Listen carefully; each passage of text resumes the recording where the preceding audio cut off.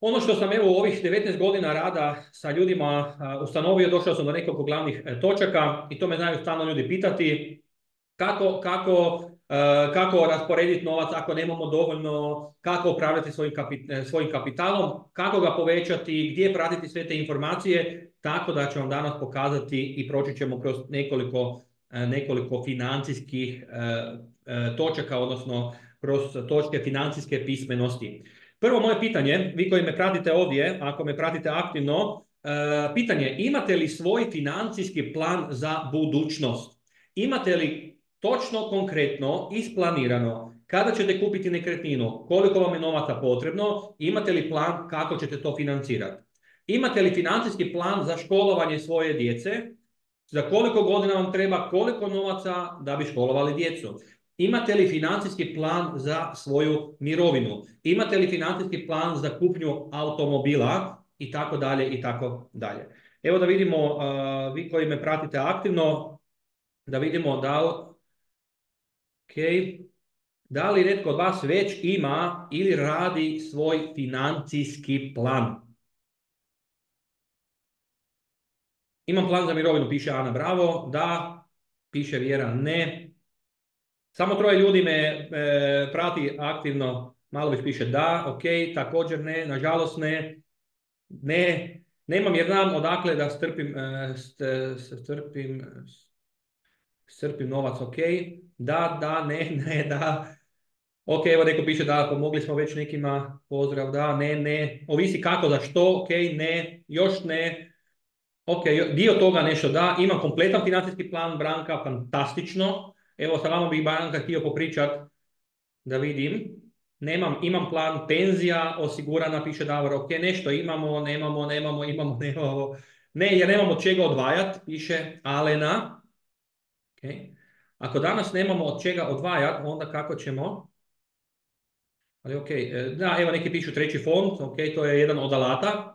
Ako je to u financijskom planu, nešto je u planu, nešto malo, nešto štednja i tako dalje, i tako dalje. Znači imamo puno tema. Nažalost, ili na sreću, ali ja kažem više nažalost, nisu nas toliko možda pripremili da smo isplanirali. Neke stvari naravno ne možemo isplanirati, ne znamo hoćemo li sutra raditi, kako će to biti za 5 godina, 10 godina, ali ako vjerujemo da idemo u dobrome, onda možemo napraviti financijski plan i to je zapravo cilj i ovog webinara, da dobijete ideje i da se evo zapravo odlučite da sjednemo, da razgovaramo i da vidimo, jer naravno ako niste u tome, kako možete napraviti plan ako ga sami nemate. Zato je na početku prvo važno, jer znamo točno i da li točno upravljamo svojim kapitalom i kako upravljamo. Ovo je jedna metoda upravljanje kroz 6 računa, odnosno kako bi bilo idealno, evo ovo je za vas koji ste pisali da vas interesira kako upravljati svojim kapitalom, od 100% prihoda, ne znam je li netko od vas, evo 184 osobe koje pratite, ja želim da komuniciram sa vama, da ne pričam samo prezentaciju, nego da odmah vidimo i rješavamo stvari. Evo piše Viola, rješavamo stvari stihijski, da, nemamo, štedimo koliko možemo, čekamo penziju i tako dalje. Je li netko od vas vodi evidenciju kućnog budžeta, odnosno planira li mjesečno konkretno troškove, odnosno kad uzmemo prihode, koliko na što trošimo? Da, piše 55% životnih troškova je premalo. To sam upravo htio reći. Znači, ovo je u idealnom slučaju. To znači od 100% našeg prihoda, životni troškovi idealno bi bilo da iznose 55% naših prihoda. Sad, ako to pišemo, mi možemo vidjeti jesu li naši životni troškovi veći ili niži. Naravno, uz situaciju izazove zadnjih godina, inflaciju, sve skupa, da su se životni troškovi sigurno povećali. Sad je pitanje, prate li plaće naše ili vaše plaće povećanje životnih troškova? Jel se i vama plaća povećala za 10, 20, 30%? Neki kažu da, nekima da ne, nekima se čak smanjilo. Znači, ako smo toga svjesni i znamo koliko su nam životni troškovi, hrana, računi, režije, gorivo, vrtić, struje, popravci, i ako nam je to više od 55, idemo vidjeti mogu li se neki naši troškovi smanjiti. Primjer, da vidimo, vi koji me pratite, koliko mjesečno trošite na hranu. Recimo, koliko mjesečno trošite ili ostavljate u nekom od trgovačkih centara. Evo, ovdje sam ja na Prečkom nasuprot mene je točno Konzum, pa ga točno vidim kroz prozor.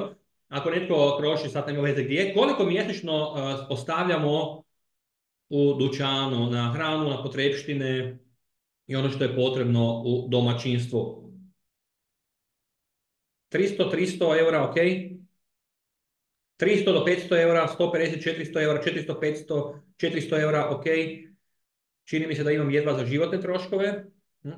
Znači onda moramo vidjeti možemo li neke troškove smanjiti i raditi na povećanju prihoda. O tome ću vam pričati prema kraju webinara. 500 eura, 400 eura, Ivan piše oko 400 eura, 600 do 700 eura, naravno 300 eura živim samo u podstanarstvu i tako dalje i tako dalje. 300 eura, 200 eura. Da, cijene se dižu svaki dan, da, 600, 700 eura. Ok, vi koji ste u Hrvatskoj, kombinacijom različitih programa, što sam pričao prošli puta, imate mogućnost mjesečno, svaki mjesec minimalno 10% uštedjeti na kupnji potrepština. Znači, ako imate kombinaciju različitih programa, i ako vas to naravno interesira, sada mislite, vi koji trošite evo 800 eura u dućanu, da vam netko omogući svaki mjesec, naravno imaju trgovački centri svoje popuste i tako dalje, svaki mjesec popust 10%, jer vi negdje nešto plaćate, ili zdravstveno, ili ima auto, ako imate auto osigurano, ili imovinu, znači vi imate pravo popusta. O tome možemo razgovarati na sastancima, da ne ispada da reklamiram sad neke partnere, programe i tako dalje, ili dućane. I sada vi mjesečno štedite 80 eura, puta 12 mjeseci, to je 960 eura ušteda, zato što vi koristite već neke programe. Vi možda i koristite, primjer, ako plaćate zdravstveno, dopunsko, možda dodatno, ako imate dopunsko i imate auto u nekim određenim kućama, sad govorim za osiguravajuće kuće, imate isto tako dodatne pogodnosti. I sada mislite da vam se godišnje uštedi 800-900 eura na stvari koje tako i onako morate imati, to je 800-900 eura. Tih 800-900 eura je pokrilo vama trošak i tog auto osiguranja kojeg evo moramo imati, prosječna cijena nekakvih 200-300 eura, pokrilo vam je trošak tog dopunskog, još vam je ostalo novaca da si možete kupiti možda ljetne ili zimske gume. Samo govorim o planiranju financija. Tako da može se pronaći, ja sad neću ići ulaziti u dubinu kako se može štedjeti na hrani, računima i tako dalje i tako dalje. To je neka druga tema, ili recimo na popravci u kući, pa onda ako imate zaštitu imovine, pa imate pomoć u kući, asistenciju koja je već u cijeni uključena, nekoliko puta godišnje vam netko može pomoći i tako dalje i tako dalje. Znači nije toliko izazova koliko je to neznanje, jer ako niste u tome i ako ne pratite svijet, kako možete znati sve te informacije? Evo piše Nikolina Croatia, osiguranje Spektar je napisala. Tako je jedna od alata kako se ovo može iskoristiti. Naravno, ako smo toga svjesni da su nam životni troškovi veliki dio naših primanja, onda idemo vidjeti možemo li povećati prihode. Kroz našu Biznis Akademiju vidjet ćete kako možete povećati prihode, ako vi to želite, ako vam je to potrebno, a da održimo životne troškove na istoj razini. 10% svog prihoda platite za sebe, odnosno za nagradu. Vi ste taj novac zaradili, cijeli mjesec radili negdje, zašto ne bi dio tog novca iskoristili za sebe? Kafić, kino, odjeća, igračke, restoran, neki vikend odmor i tako dalje. Ja poznajem ljude koji troše 80% svog novca na zabave, ok, ako si to možete priuštiti, ali recimo ovo je idealnom omjeru. Donacije. Kako god vam bilo teško, evo, milijoni ljudi možda nemaju krov nad glavom, ne možda sigurno, možda danas nisu imali topli obrok, možda neće moći ljeći u topli krevet, nisu imali vodu danas čistu. Kako god nam bilo teško, možda nekome još teže. I ako imate par kovanica u džepu i imali se sve ovo prije navedeno, mi smo jedan od najbogatijih ljudi onda na svijetu. I ako možete uvijek, da li to bilo euro, 3, 5 eura, donirajte.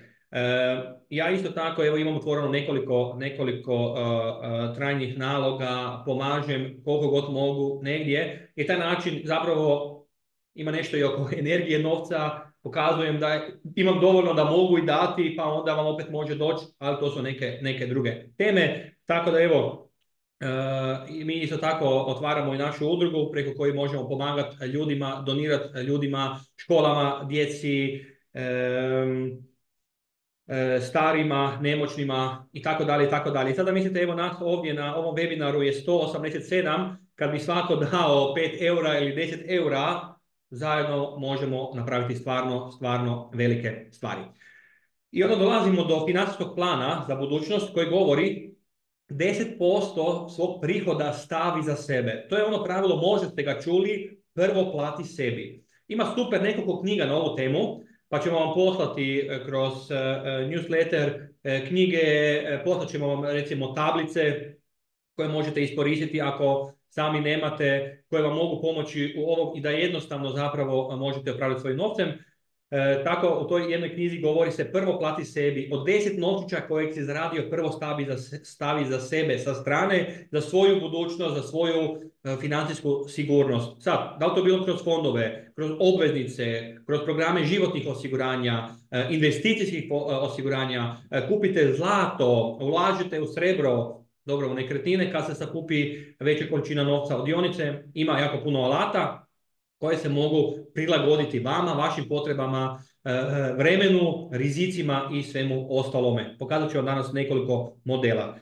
Isto tako pametno je imati štednju za potrebe koje imamo, kao što sam spomenuo, ako znam da trebam kupiti auto, za par godina, možda već danas mogu početi, i bilo bi preporuka, stavljati novac sa strane i napraviti financijski plan. Ako znam da ću treba za nekoliko godina napraviti dječje sobe, renovirati, mogu 50 eura, 100 eura sad staviti sa strane, da si tu olakšam, ako idem par puta godišnje na putovanje, želim kupiti nekretninu i tako dalje. Znači može se to isplanirati. Zapravo u zadnje vrijeme jako puno radimo financijske planove upravo za kupnju nekretnine. Kako za 5 godina, 7 godina kupiti nekretninu. Najčešće su to obitelji koji uzimaju kredit na 20 godina, 30 godina i onda radimo financijske planove kako da te kredite na 20 godina, 30 godina zatvaramo za 15 godina. Isto tako, ne znam, jel su vam poznati pojmovi rata, anuiteti, kako manje kamata platiti, vratiti i uštedjeti 20, 30, 40, 50 tisuća eura na kamatama. Tako da evo, ako ste u situaciji da želite kupiti nekretninu ili već možda imate stambeni kredit, možemo sjesti i napraviti plan da ga i prije zatvorite. Naravno, ako to želite i ako želite uštedjeti na kamatama.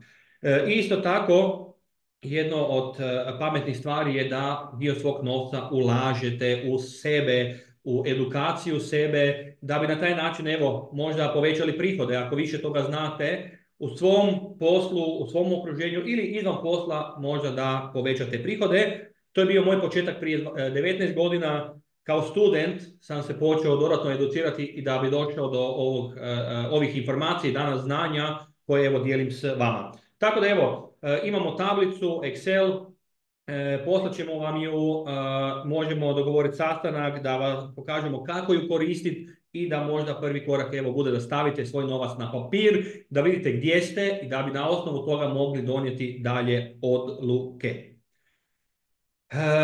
Problematika sadašnjosti i budućnosti jedno je nedovoljna financijska zaštita i zalihe.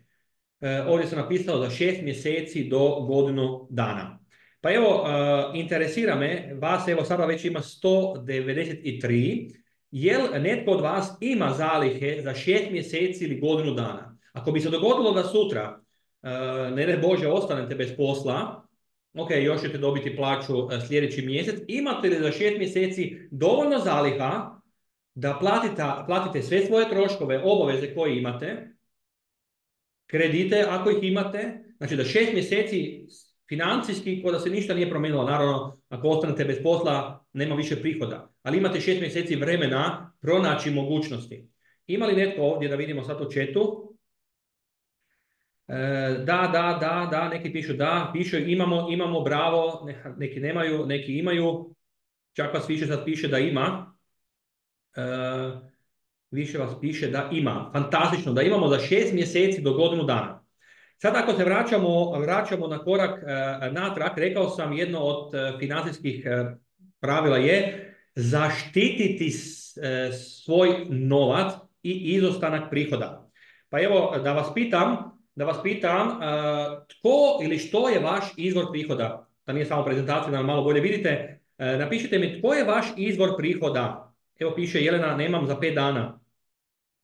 Piše Ana, izvor prihoda je plaća. Ok, plaća, plaća, plaća, plaća, plaća i najamnine.